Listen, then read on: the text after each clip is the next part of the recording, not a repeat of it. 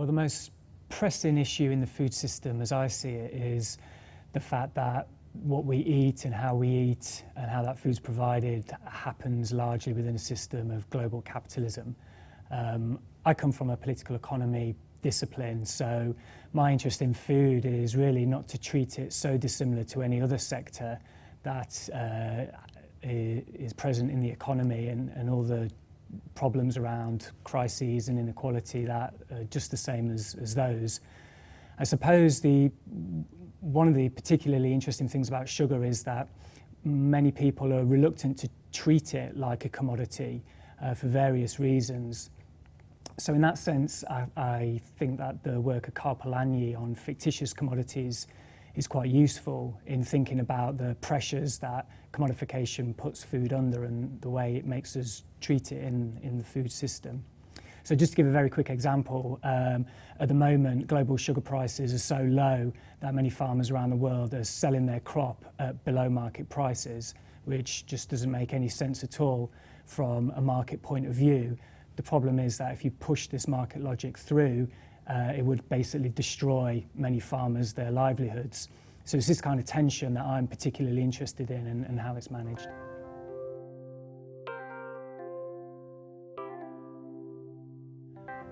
For me, academics can do two really important things, I think. The first is to provide evidence that's impartial and rigorous.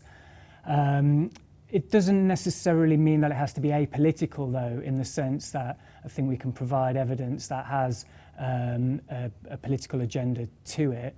For example, in my book on sugar, I looked through the database of the International Labour Organization and found that there'd been cases of violation of freedom of association in 25 different countries in their sugar industries.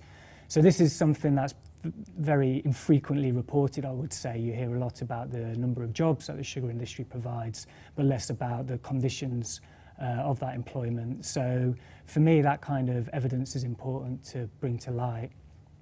The other thing that I think academics can do is to go beyond just providing facts and figures, but providing ways of thinking about the world.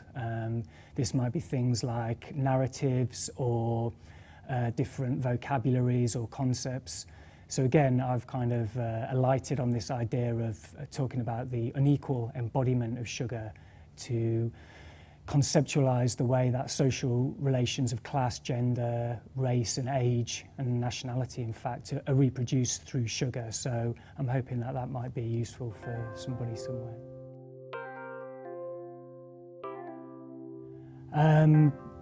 Well, I think it's right and proper that civil society isn't treated in any way as a unitary actor, but again, two things that I think can emanate from civil society would be, first of all, providing institutions that can act as a site of ongoing kind of civic engagement and can represent different interest groups that are often marginalised in society.